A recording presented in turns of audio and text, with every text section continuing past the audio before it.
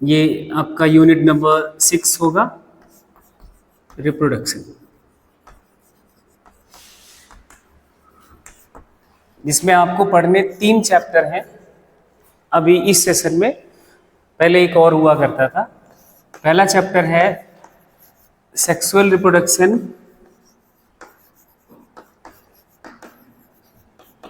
In flowering plants.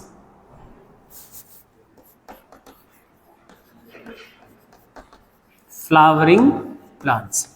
अब यहाँ ये फ्लावरिंग प्लांट्स टर्म देखने के बाद आपके दिमाग में क्या आना चाहिए?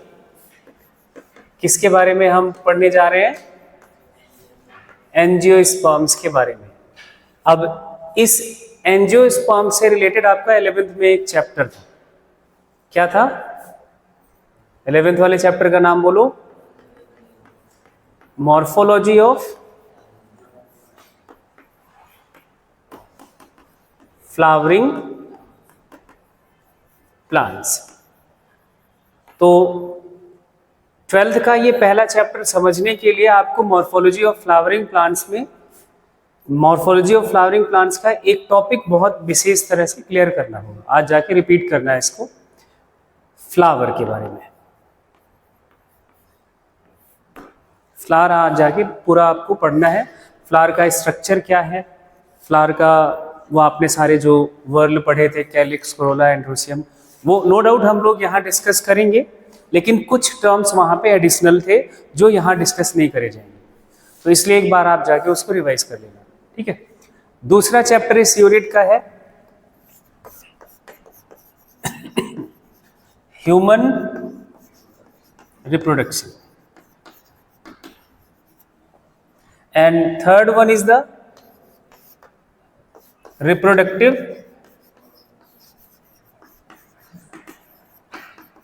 हेल्थ। ये 3 चैप्टर की आपका इस यूनिट में डिस्कशन करना है। ह्यूमन रिप्रोडक्शन में हम अपना जो 10th में एक चैप्टर पढ़ा था आपने, हाउ डू ऑर्गेनिज्म रिप्रोड्यूस, जिसमें reproduction in flowering plants and human reproduction दोनों पढ़ा था, है। तो उसी को थोड़ा सा इलेबोरेटेड फॉर्म में यहाँ हम फिर से देखेंगे, ह्यूमन रिप्रोडक्शन। और इसी से रिलेटेड ये एक टर्म आया था आपका रिप्रोडक्टिव हेल्थ के बारे में, है ना। वो कई आपने कंट्रासेप्टिव के बारे में पढ़ा था। तो वो रिप्रोडक्टिव हेल्थ एक यहाँ पे पूरा चैप्टर है कि हमारा रिप्रोडक्टिव हेल्थ का मतलब क्या है, क्या हमारा इस देश में या फिर हम कहें अपनी दुनिया में क्या चल रहा है, रिप्रोडक्टिव हेल्थ को अवेयरनेस के पर्पज से देखें, या हमारी गवर्नमेंट्स क्या कर रही हैं, वो सारा यहाँ पे हम बात करेंगे, ठीक है।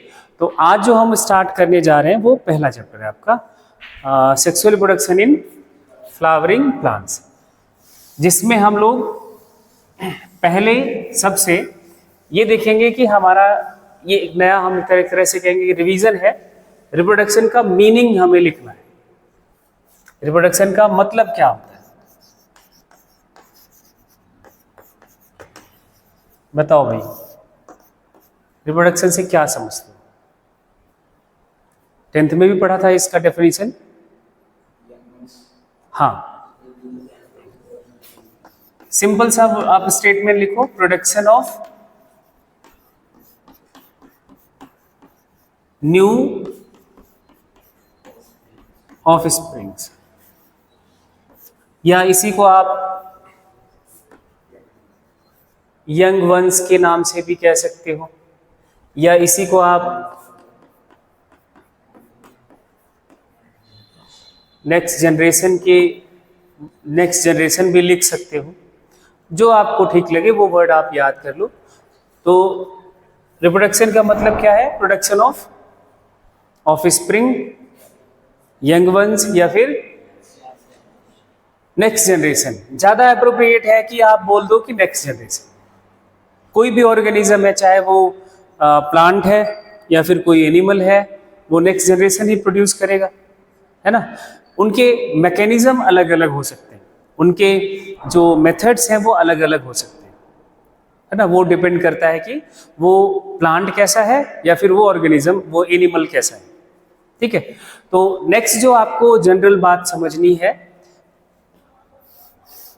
मोड ऑफ रिप्रोडक्शन क्या है। कितने टाइप का रिप्रोडक्शन आपने पढ़ा हुआ था, उसके बीच एक बार कंपैरिजन भी करना होगा। मोड ऑफ रिप्रोडक्शन, या फिर इसी को हम बोलेंगे types of reproduction.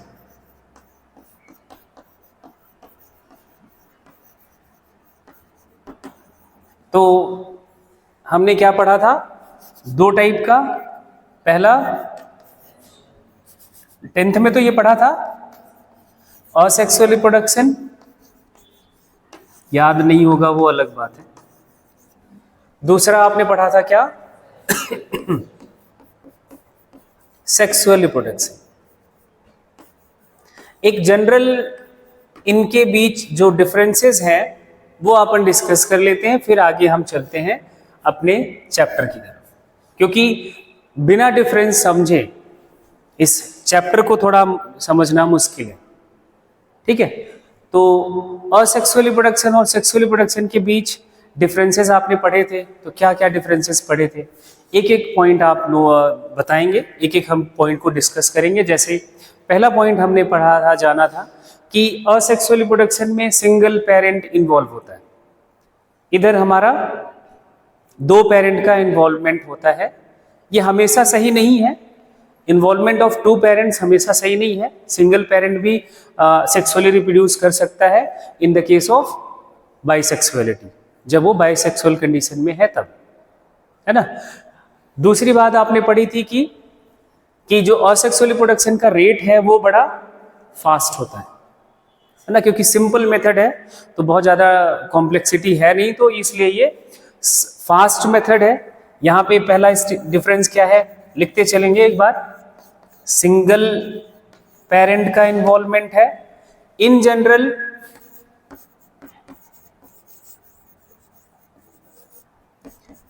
To parents involve होते हैं।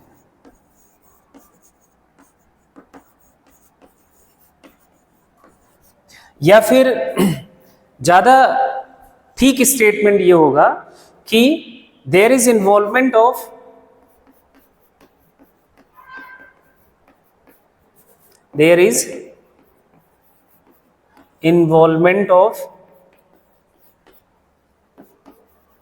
टू डिफरेंट सेक्सेस, दो डिफरेंट सेक्सेस इन्वॉल्व होंगे। ये यूनिवर्सल ट्रुथ है, इस पे कोई जनरल और वो एक्सेप्शनल केस की बात नहीं करनी है ना। हमेशा दो अलग अलग सेक्स होंगे जो इन्वॉल्व होंगे, male and female sexes involve होंगे। मतलब male individual male gamete produce करेगा, फीमेल इंडिविजुअल जो है वो फीमेल गैमेट प्रोड्यूस करेगा। ये हम आगे बात करेंगे अभी, ठीक है। चलिए नेक्स्ट जो हमारा डिफरेंस है वो हम बात करते हैं। ये एक सिंपल एंड फास्ट मेथड है रिप्रोडक्शन का, है ना, जबकि ये एक कैसा कॉम्प्लेक्स एंड स्लो मेथड है। अब जैसा आप लोगों को ये डिफरेंस, ये वाला पॉइंट समझने के बाद ये बात क्लियर हो जानी चाहिए। जब कोई ऑर्गेनिज्म असेक्सुअली रिप्रोड्यूस करेगा तो मतलब उनके ऑफस्प्रिंग प्रोडक्शन का रेट भी ज़्यादा होगा, क्योंकि ये फास्ट मेथड है। और कोई ऑर्गेनिज्म अगर सेक्सुअल रिप्रोडक्शन से रिप्रोड्यूस करेगा तो उनके ऑफस्प्रिंग प्रोडक्शन का जो रेट होगा वो स्लो होगा। तो नेक्स्ट डिफरेंस ये भी आप नोट कर लो, rate of production of offspring इस केस में फास्ट है, इस केस में स्लो है। ठीक है, इतना बात। हाँ, वो अभी हम आगे बात करते हैं क्या क्या। अभी हम जनरल डिफरेंसेस की डिस्कशन कर रहे हैं। नेक्स्ट जो डिफरेंस है वो हम बात करते हैं यहाँ पे। इन दोनों रिप्रोडक्शन में जो डिवीजन का मोड है, सेल डिवाइड करने का जो मोड है, वो उसकी अगर हम बात करें तो यहाँ हमेशा माइटोसिस से रिप्रोड्यूस करता है ऑर्गेनिज्म, या ये ऐसे लिखेंगे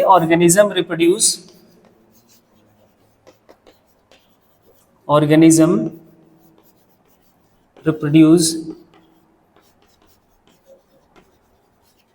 through माइटोसिस। यहां सिर्फ माइटोसिस डिवीजन होगा।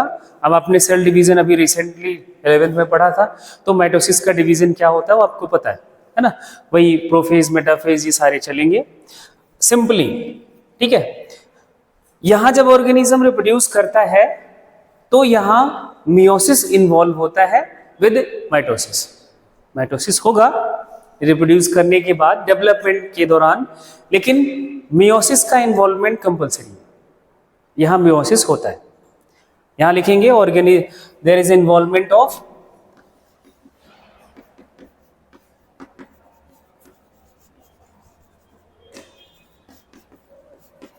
मियोसिस।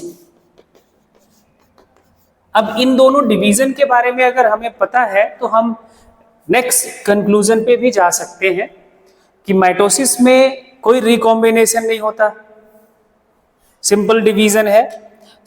एक सेल दो में डिवाइड कर जाती है, सेम नंबर ऑफ क्रोमोसोम रहते हैं, है ना। ये सारा हमने सेल डिवीजन में डिस्कस करा हुआ था। लेकिन जब कहीं कोई सेल मायोसिस से डिवाइड करती है, मियोसिस से डिवाइड करती है, तो एक सेल कितने सेल में डिवाइड हो जाती है? 4 सेल में डिवाइड हो जाती है। एंड रिकॉम्बिनेशंस आते हैं, वेरिएशन आता है। क्यों आता है? क्योंकि एक इवेंट था क्रॉसिंग ओवर, प्रोफेज फर्स्ट में, हाँ, क्रोमोसोम नंबर भी हाफ हो जाता है, क्रॉसिंग ओवर होता है, ये हमें बात पता है। तो हम इसके बेसिस पर नेक्स्ट जो डिफरेंस लिखेंगे वो ये लिखेंगे, देयर इज नो वेरिएशन। यहां कोई वेरिएशन नहीं आता, बट इधर क्या आता है? वेरिएशन आता है due to meiosis. There is variation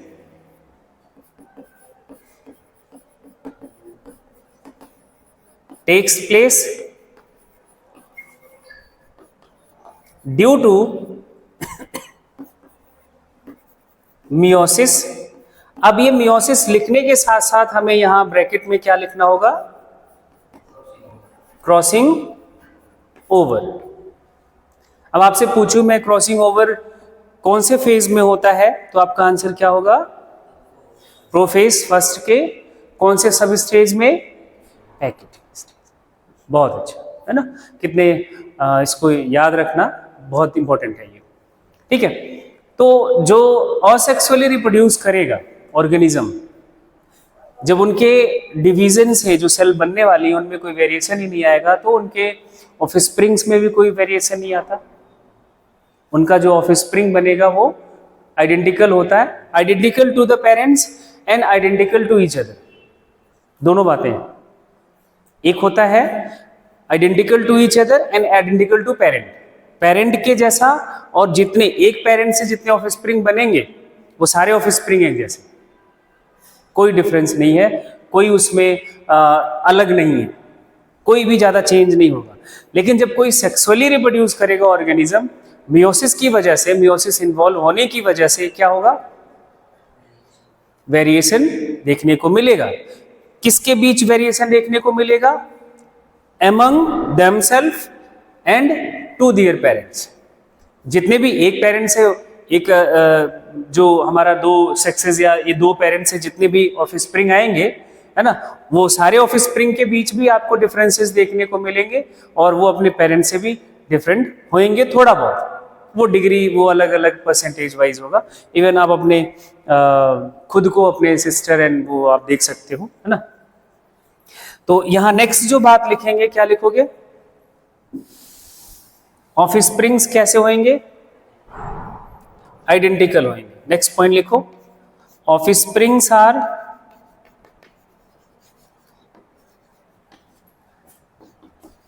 identical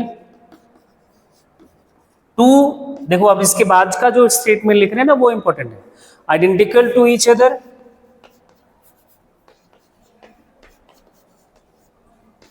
and to their parents.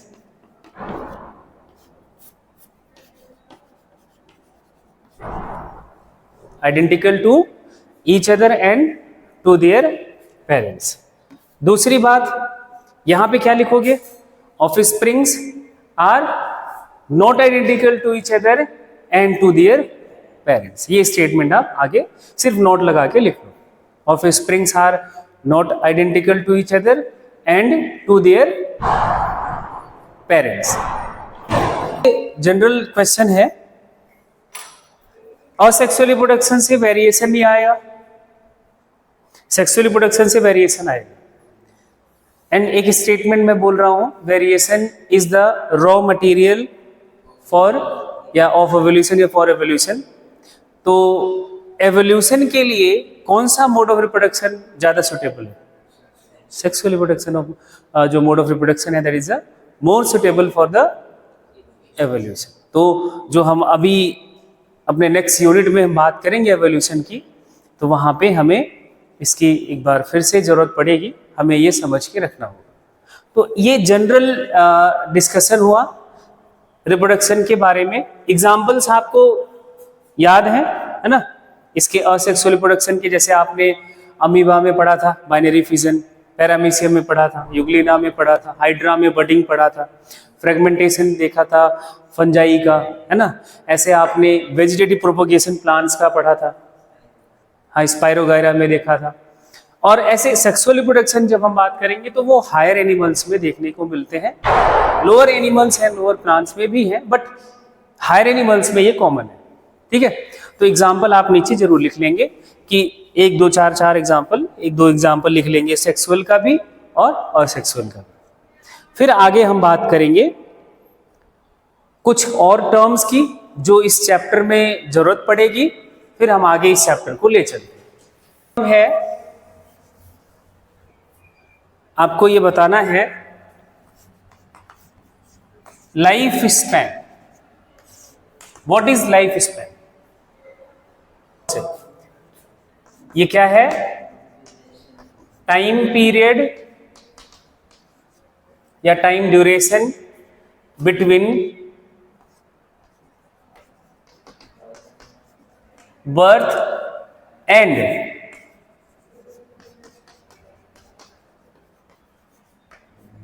Natural death. ये थोड़ा सा ध्यान रखना है, सिर्फ डेथ लिखना गलत है। डेथ एक्सीडेंटल भी हो सकता है, ठीक है, लेकिन हम लाइफ स्पैन किसी ऑर्गेनिज्म का वही बोलेंगे क्या? Time period between birth to natural, that is the life span for that organism of the organism.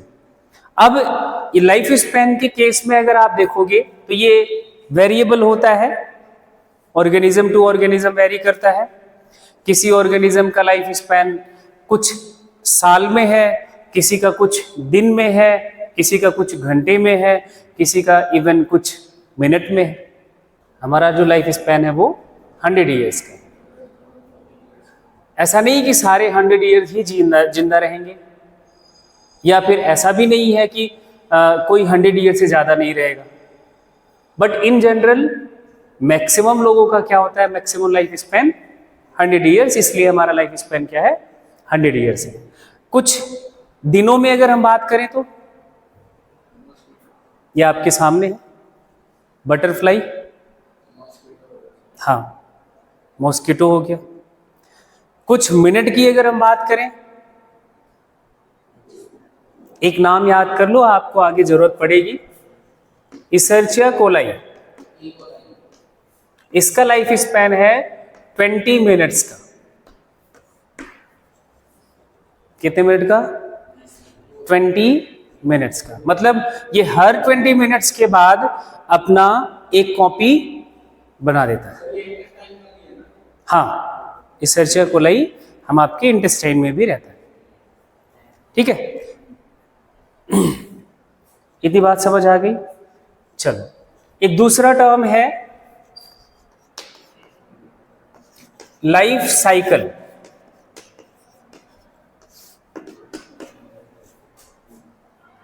चलो, जतिन का लाइफ स्पैन क्या है? हमने मान लिया 100 ईयर्स। क्या जैसे ये इनका जैसे बर्थ हुआ है टिल डेथ वैसा ही स्टेज रहेगा? नहीं रहेगा, वो चेंज होता रहता है। That is the life cycle. पूरे लाइफ स्पैन में ना एक पर्टिकुलर कुछ स्टेजेस आते हैं, that is the life cycle. क्या क्या स्टेजेस आते हैं उसी को हम लाइफ साइकिल बोलते हैं। जैसे पहला फेज आएगा आपका ग्रोथ फेज। क्या आएगा? Growth phase. आप फिर ग्रोथ का ग्रो कर जाओगे, फिर आप एडल्ट फेज में जाओगे, फिर आप मैच्योर हो जाओगे, फिर आपका क्या हो जाएगा? ओल्ड स्टेज में आ जाओगे। एंड ये जो ग्रोथ आया था वो कहां से आया? बर्थ के बाद आएगा, और ओल्ड स्टेज के बाद आपका क्या हो जाएगा? डेथ। इसी को हम बोलते हैं लाइफ साइकिल। हाँ बिल्कुल, ये अच्छा सवाल है। अब रिप्रोडक्शन, अभी हम वो सब आगे बात करने वाले हैं, क्या जरूरत है। 10th में भी आपने बात करी था कि रिप्रोडक्शन की नीड क्यों, कोई ऑर्गेनिज्म रिप्रोड्यूस क्यों कर रहा है। तो आपके पास कुछ आंसर्स आए थे कि to maintain biodiversity, to continue their species, वो स्पीसीज एग्जिस्ट करे, परपिचुएशन ऑफ स्पीसीज जिसे हम बोलते हैं, वो स्पीसीज एग्जिस्ट करती रहे, दैट इज नीड ऑफ, या कह सकते हैं कि इंपॉर्टेंस ऑफ रिप्रोडक्शन है ना। बात फिर से ये दिमाग में आता है कि सारे ऑर्गेनिज्म का क्या डेथ होता है? ऐसा भी जो जिनका डेथ हो जाता है उनको हम क्या बोलते हैं? मॉर्टल। ये बात सही है कि सबका एक दिन अंत आएगा, लेकिन कुछ लोगों का नहीं आता। बायोलॉजिकली कुछ लोगों का नहीं आता। कुछ ऐसे ऑर्गेनिज्म भी हैं जो इमॉर्टल हैं, एंड वो कौन है वो आपको यहां लिख लेना है। इमॉर्टल होते हैं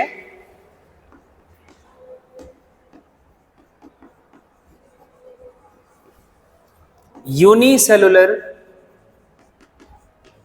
ऑर्गेनिजम्स।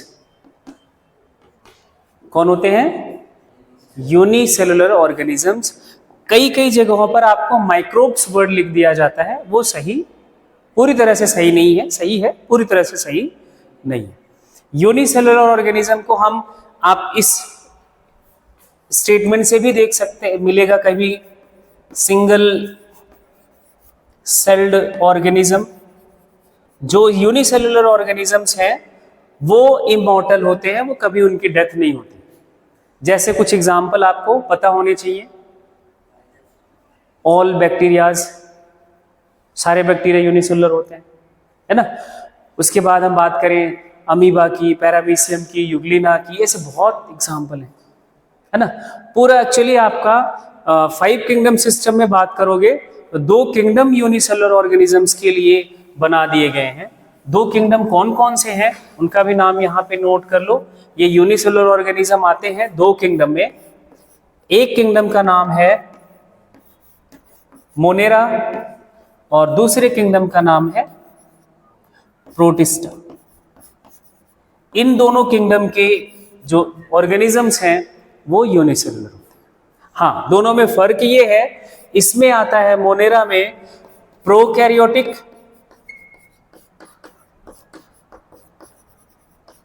यूनिसेलुलर, और प्रोटिस्टा में आता है यूकैरियोटिक यूनिसेलुलर। जो आपके बैक्टीरिया है वो इधर आते हैं,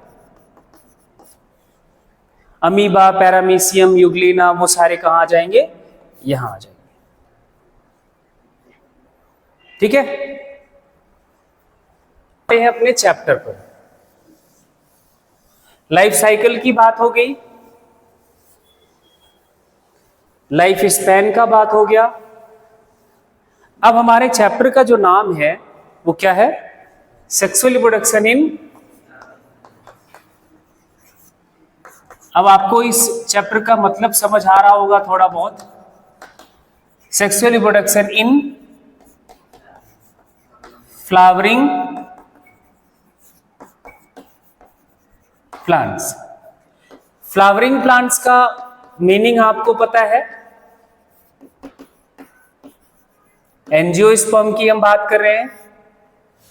एंजियोस्पर्म का आपने root shoot system, root system दोनों पढ़ लिया है। अगर हम 11th की बात करें, इंटरनल स्ट्रक्चर भी पढ़ लिया है, प्राइमरी इंटरनल स्ट्रक्चर, है ना। ये सारा सब कुछ हमने एक्चुअली 11th में हम फ्लावरिंग प्लांट्स का जो वेजिटेटिव पार्ट है उसका internal as well as external structure हमने कंप्लीटली डिस्कस कर लिया। 12th में हमें एंजियोस्पर्मिक प्लांट का या फ्लावरिंग प्लांट्स का जो रिप्रोडक्टिव पार्ट है फ्लावर, उसके बारे में बात करनी है बस। फ्लावर से वो फ्लावर का स्ट्रक्चर वहां हमने थोड़ा बहुत देखा था, यहाँ पूरा complete external as well as internal flower का स्ट्रक्चर, कैसे वो गैमीट बनाता है, कैसे रिप्रोड्यूस करता है, वो सारा सब कुछ इस चैप्टर में डिस्कस करना है। क्या फ्लावर का कौन सा पार्ट किस स्ट्रक्चर में कन्वर्ट होता है, ये कहां तक वो हमने बात कर ली। हाँ, फ्लावर के स्ट्रक्चर के बारे में। तो अब यहां आपको इस चैप्टर का मीनिंग बात समझ आ रहा होगा कि हमें सेक्सुअल रिप्रोडक्शन पढ़ना है किसमें, एंजियोस्पर्मिक प्लांट का। सेक्सुअल रिप्रोडक्शन का मीनिंग आपको पता है क्या? हाँ, एक दो बातें और डिफरेंसेस में हमें याद रखना है। वहां मियोसिस होता है, सेक्सुअल रिप्रोडक्शन में मियोसिस होता है, ये हमने जनरल बात कर ली थी। मियोसिस से बनता है क्या, गैमीट नहीं लिखेंगे, लिखेंगे क्या, हैप्लॉइड सेल। सेल डिवीजन में पढ़ा था ना, जब नंबर ऑफ क्रोमोसोम आधा हो जाता है, हाफ हो जाता है, तो उस सेल को हम क्या बोलते हैं, हैप्लॉइड सेल। मींस कोई अगर सेल है जिसका क्रोमोसोम नंबर 2n है ना, अगर ये मियोसिस से डिवाइड करेगा, मियोसिस से डिवाइड करेगा तो 4 सेल बनेगा। कितने सेल बनेगा, 4 सेल बनेगा। क्या ऐसे डायरेक्ट 4 सेल बनेगा, तो कहोगे नहीं बनेगा। कैसे बनेगा 4 सेल, पहले मियोसिस फर्स्ट होगा और बनेगा 2 सेल, ठीक। और यही मियोसिस फर्स्ट में ही क्रोमोसोम नंबर हाफ हो जाता है, इसलिए मियोसिस फर्स्ट को ही रिडक्शनल डिवीजन कह दिया जाता है। फिर इन सभी सेल्स का, इन दोनों सेल्स का डिवीजन अगेन होता है, सब ये सीक्वेंशियल डिवीजन है ना। मियोसिस सेकेंड, इस सेल से भी 2 सेल बनेगा, और meiosis second is same as mitosis, और इनसे भी क्रोमोसोम नंबर सेम है, और इनसे भी, इसका भी मियोसिस सेकेंड होगा।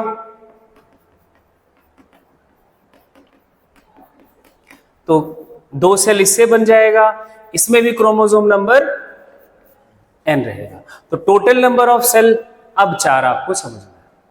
तो वो एक सिंगल सेल 4 में कैसे कन्वर्ट होगा, मियोसिस फर्स्ट और मियोसिस सेकेंड से।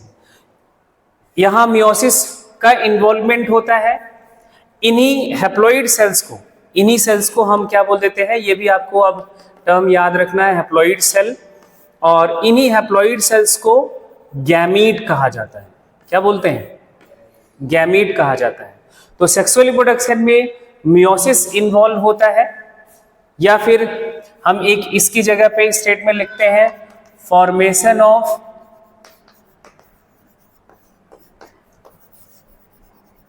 गैमीट। क्या होगा, फॉर्मेशन ऑफ गैमीट्स। गैमीट्स का फॉर्मेशन होता है जहां भी सेक्सुअल रिप्रोडक्शन होगा। क्या ये हमेशा सही है? तो आपके दिमाग में जवाब आना चाहिए नहीं। डिप्लॉइड ऑर्गेनिज्म अगर कोई है, ध्यान से सुनना, डिप्लॉइड ऑर्गेनिजम्स में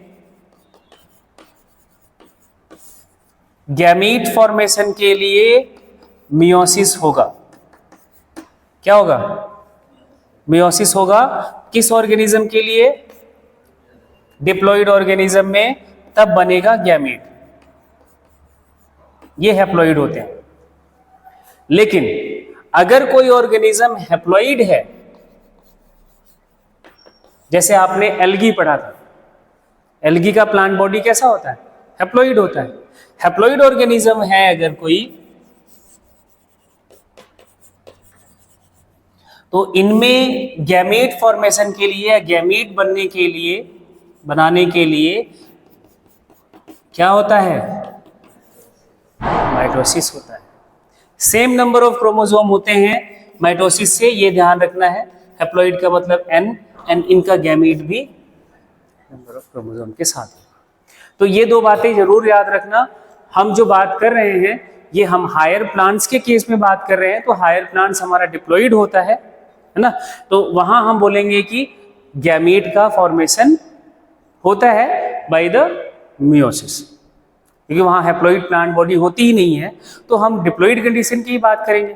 लेकिन हाँ, हमेशा ये बात सही नहीं है, रीजन असर्शन वाले क्वेश्चन में कई बार फंसा दिया जाता है। तो ये हैप्लॉइड ऑर्गेनिज्म के केस में क्या होगा? गैमीट कैसे बनेगा?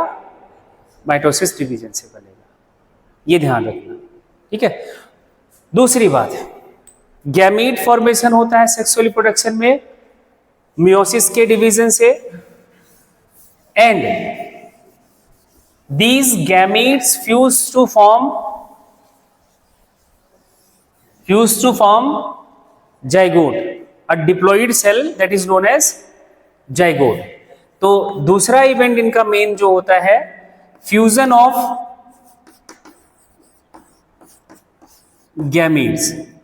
गैमीट्स का फ्यूजन। इसी के लिए आपने एक टर्म लिखा था कई बार, फर्टिलाइजेशन, याद है ये? ठीक है। तो ये दो मेन इवेंट होते हैं सेक्सुअल रिप्रोडक्शन में। सेक्सुअल रिप्रोडक्शन का बात हम जो करने जा रहे हैं वो यही हम करने जा रहे हैं कि एक्चुअली कहाँ होता है सेक्सुअल रिप्रोडक्शन फ्लावरिंग प्लांट्स में, कौन सा स्ट्रक्चर है, क्या उसका किस तरह का स्ट्रक्चर है वो हमें देखना है, क्या उनके स्टेप्स, क्या सेक्सुअल रिप्रोडक्शन के बाद वो किस तरह का डेवलपमेंट पूरा करता है। ठीक है, तो चलो आगे हम बात करते हैं अब फ्लावरिंग प्लांट्स के बारे में। सेक्सुअल रिप्रोडक्शन हिस्सों में डिवाइड करते हैं जो आपको समझना है। एक पार्ट को हम बोलते हैं वेजिटेटिव पार्ट, जो उसका प्लांट बॉडी बनाता है। दूसरा रिप्रोडक्टिव पार्ट, जिससे वो प्लांट का जो प्लांट है वो नेक्स्ट जनरेशन प्रोड्यूस करता है, उसको हम बोलेंगे रिप्रोडक्टिव पार्ट। वेजिटेटिव पार्ट में क्या क्या हिस्सा आ जाता है प्लांट का, जो देखो आपने पढ़ा हुआ है। एक आ जाता है आपका स्टेम, दूसरा आ जाता है लीव्स आ जाती हैं, तीसरा आ जाता है रूट।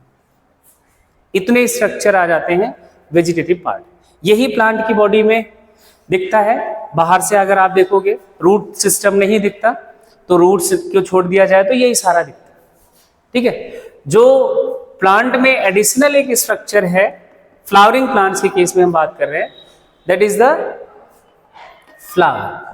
ये कभी कभी बनता है, ये प्लांट्स में कभी कभी बनता है ना। वो सीजनल होते हैं, मींस हर प्लांट्स का अपना अपना एक टाइम होता है फ्लावरिंग का, तो उस टाइम पे वो फ्लावरिंग, उसमें फ्लावर्स आते हैं। ठीक है, ये जो फ्लावर है ये इनका रिप्रोडक्टिव पार्ट है। सेक्सुअल रिप्रोडक्शन में स्टेम, लीफ और रूट नहीं इन्वॉल्व होते, इन्वॉल्व कौन होता है? फ्लावर। ठीक है, तो अभी जो हम बात करने करेंगे वो हम इस फ्लावर की बात करेंगे। 11th में हमने स्टेम, लीफ, रूट, इन सब के बारे में बात करनी। ठीक है, चलिए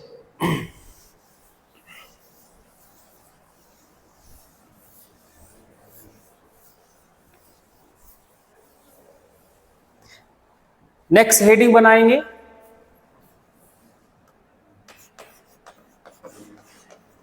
reproductive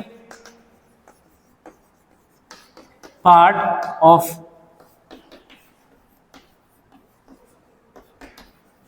flowering plants, that is the flower. अब इसके फ्लावर के बारे में अपन को बात करनी है। सबसे पहले अपन समझेंगे जनरल कि फ्लावर क्या होता है। बताओ, शुरू करो। फ्लावर को अभी तक आपने क्या समझा? एक बात तो आपके सामने लिखी है, क्या? रिप्रोडक्टिव पार्ट है किसका? फ्लावरिंग प्लांट्स का। ठीक है, तो चलिए फ्लावर के लिए लिखिए। सबसे पहले एक बात, एक साइंटिस्ट का नाम लिखेंगे।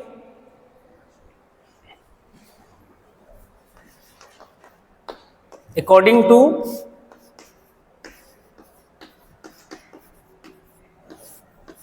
साइंटिस्ट का नाम है गोएथे। इन्होंने कहा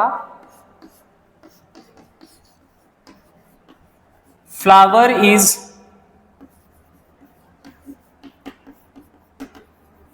मॉडिफाइड सूट। क्या कहा इन्होंने? फ्लावर क्या है? मॉडिफाइड सूट है। अब सूट वर्ड से आप नोन हो। सूट का मतलब क्या होता है? दो पार्ट आ जाते हैं इस प्लांट के। एक आ जाता है स्टेम, दूसरा लीव्स। यही आता है। मतलब क्या हुआ? फ्लावर किसका मॉडिफिकेशन है? Stem as well as leaf का। सिर्फ ये कह देना फ्लावर लीफ का मॉडिफिकेशन है, गलत है। सिर्फ ये कह देना फ्लावर स्टेम का मॉडिफिकेशन है, फिर भी गलत है। Flower is a modified suit, stem and leaf या फिर सूट। तो ये बात पक्की है। फ्लावर किसका मॉडिफिकेशन है? स्टेम एंड लीफ का। या फिर आप फिर से रिपीट करो, flower is a modified suit. ये किसने बोला ये बात? गोएथे। तो ये एक साइंटिस्ट का नाम याद रखना और फ्लावर की डेफिनेशन याद रखना। अब इसी फ्लावर के लिए एक टर्म यूज करते हैं। आपको ये जनरल कुछ टर्म्स मैं सिखा रहा हूं पहले, उसके बाद आगे हम बात करेंगे। फ्लोरीकल्चर, ये एनसीईआरटी का टर्म लिखा हुआ है। फ्लोरीकल्चर का मतलब क्या होता है? फ्लोरीकल्चर का मतलब लिखो। Floriculture is the science of cultivation. Floriculture is the science of cultivation, breeding, underline करके ये टर्म्स लिखना, कल्टीवेशन, ब्रीडिंग एंड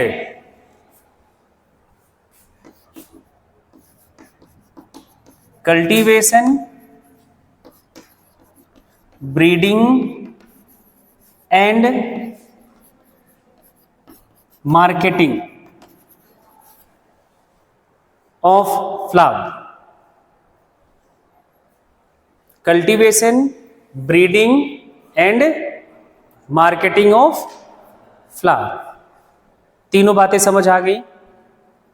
आज आप देखो तो एक बहुत बड़ी एक आपकी कॉमर्शियल इंडस्ट्री हो गई है फ्लावर को का सेल एंड परचेज का। तो अब हर मंदिर के आसपास देखोगे तो बहुत सारे लोग बैठे होते हैं। मंदिर छोड़ दो, जो आपका एक सीजनल फेस्टिवल सा आता है, मैरिज है ना, अभी चल रहा है, तो उसमें भी देखो बहुत सारे फूल लगते हैं। फूल बनाने के लिए फूल लगेंगे, तो वो फूल लगते हैं, है ना। तो फ्लावर का क्या क्या करना? कल्टीवेशन, कहाँ पे? आपके जो कल्टीवेटेड फील्ड है वहां पे उसको कल्टीवेट करना, उसकी ब्रीडिंग कराना। ब्रीडिंग किस पर्सपेक्टिव से? ब्रीडिंग का मतलब होता है कि क्रॉस ब्रीड कराना, हाइब्रिड बनाना। किस पर्सपेक्टिव से? फ्लावर का पर्पस क्या है? फ्लावर को बहुत ज्यादा अट्रैक्टिव बनाना, फ्लावर के फ्रेग्रेंस से अगर आपका पर्पस है तो फ्रेग्रेंस अच्छा बनाना, उनके अलग अलग कलर्स का देख लो आप, रोजेस के बहुत सारे कलर्स बना दिए गए है ना। तो वो कैसा आपका पर्पस है, उसके हिसाब से उसकी ब्रीडिंग कराना। सिर्फ यही दो काम नहीं कराना है। अगर सिर्फ कल्टीवेशन और ब्रीडिंग कराते रहे तो ये तो साइंटिफिक वर्क हो गया। जब तक उससे पैसा नहीं बनेगा तब तक कोई वो एग्रीकल्चर जैसा या फ्लोरिकल्चर जैसा टर्म हम नहीं यूज कर सकते। फ्लोरिकल्चर में कई बार कंफ्यूजन सिर्फ इन दोनों टर्म्स के लिए रहता है। ये दोनों बातें हमें याद रहती है, कल्टीवेशन कराना है, ब्रीडिंग कराना है, मार्केटिंग हम भूल जाते हैं। ठीक है, मार्केटिंग भी फ्लावर का करना, that is a purpose of floriculture. अच्छा पैसा मिले, जो किसान खेत में काम कर रहा है वो हमारे एग्रीकल्चर मिनिस्टर का पर्पस होता है। तो फ्लोरिकल्चर का भी यही काम है कि भाई अच्छे फूल बने, उसका रेट अच्छा हो। अभी देखो वो गेंदे का फूल चल रहा है, रोज के बहुत सारे कलर्स हैं, फ्लावर्स हैं, बहुत सारी चीजें, वो आप समझदार हो। ठीक है, तो फ्लोरिकल्चर का बात समझ आ गया। अब एक बात आपको और यहां पे ऐड करनी है। कई बार ये मैं टर्म यूज करूंगा, कई बार क्या, बहुत बार यूज करूंगा। Typical angiospermic plant, the plant which has almost all angiospermic characters and which are easily available, that plants are known as typical angiospermic plant. वो जो जिसके ऊपर, जिस प्लांट में सारे एंजियोस्पर्मिक कैरेक्टर्स दिख जाएं, मिल जाएं, उसको हम बोलेंगे टिपिकल एंजियोस्पर्मिक प्लांट। और टिपिकल एंजियोस्पर्मिक प्लांट की तरह हमने नाम बताया था आपको 11th में, कैप्सुला। याद आ रहा है कुछ? Capsella is considered as a typical angiospermic plant. तो ये कैप्सुला नाम प्लांट का नाम है, जिसे हम बोलते हैं, इसका कॉमन नेम है शेफर्ड्स पर्स, इसका कॉमन नेम है, और बोटेनिकल नेम है कैप्सुला। तो ये दो नाम ना बार बार याद आएंगे। टिपिकल एंजियोस्पर्मिक प्लांट में नाम लिखो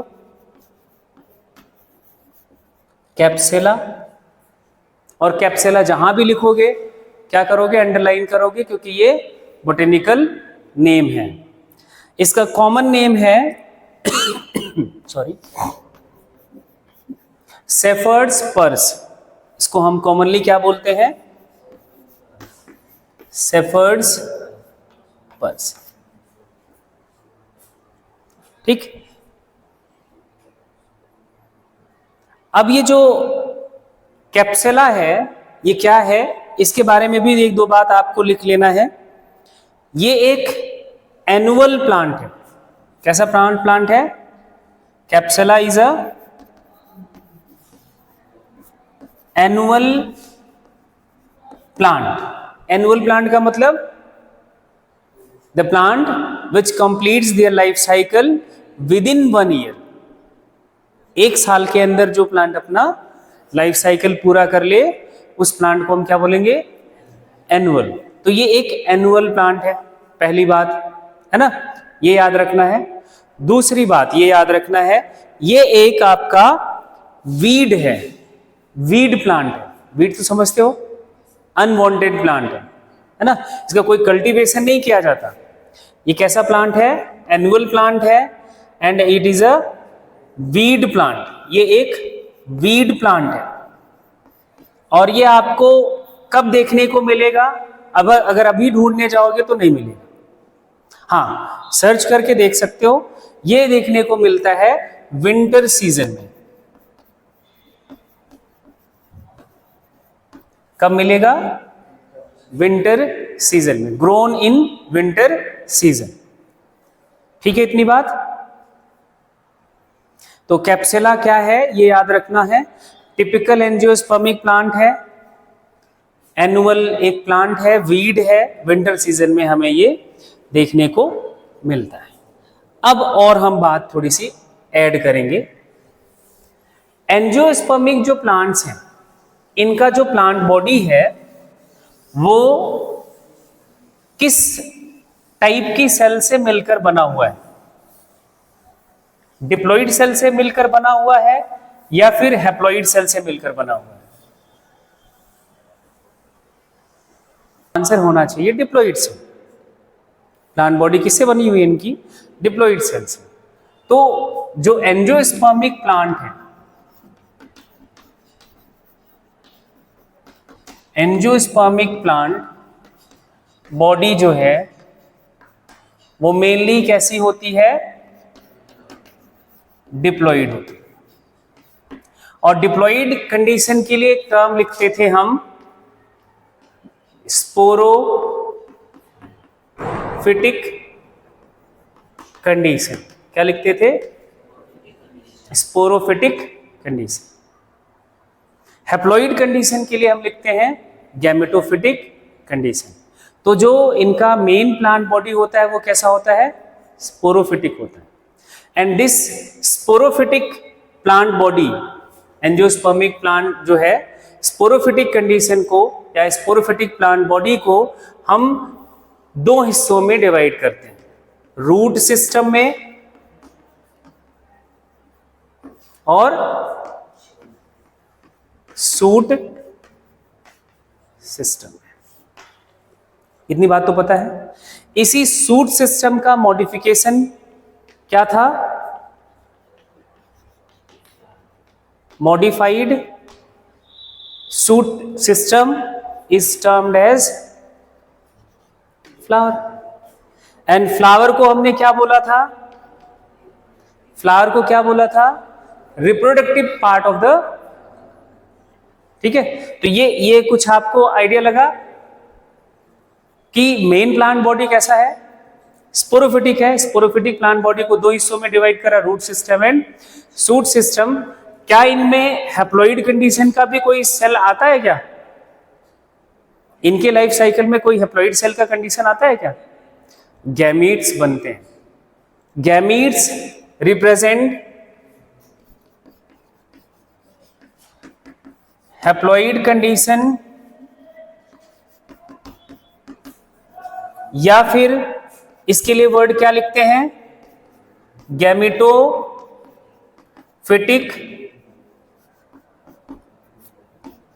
कंडीशन को रिप्रेजेंट करता है कौन? गैमेट्स। अब ध्यान से समझना बात को। एक्चुअली हम ये बात समझने वाले हैं, एंजियोस्पर्मिक जो प्लांट बॉडी है, जो root system and shoot system से बनी हुई है, उसमें ये हैप्लॉइड कंडीशन कैसे बनता है, क्या वो कहां पे बनता है, how this haploid condition is formed and where this haploid condition is formed, कहां पे बनता है, किस स्ट्रक्चर में बनता है, क्या उसके स्टेप्स हैं। एंड वो बनने के बाद आपने एक वर्ड पढ़ा होगा फर्टिलाइजेशन। गैमीट के बाद क्या होता है? फर्टिलाइजेशन। तो फर्टिलाइजेशन कैसे है? एंड फर्टिलाइजेशन के बाद जो जाइगोट बनेगा, जाइगोट का डेवलपमेंट आगे किस में होगा, ये सब कुछ इस चैप्टर में हमें डिस्कस करना है।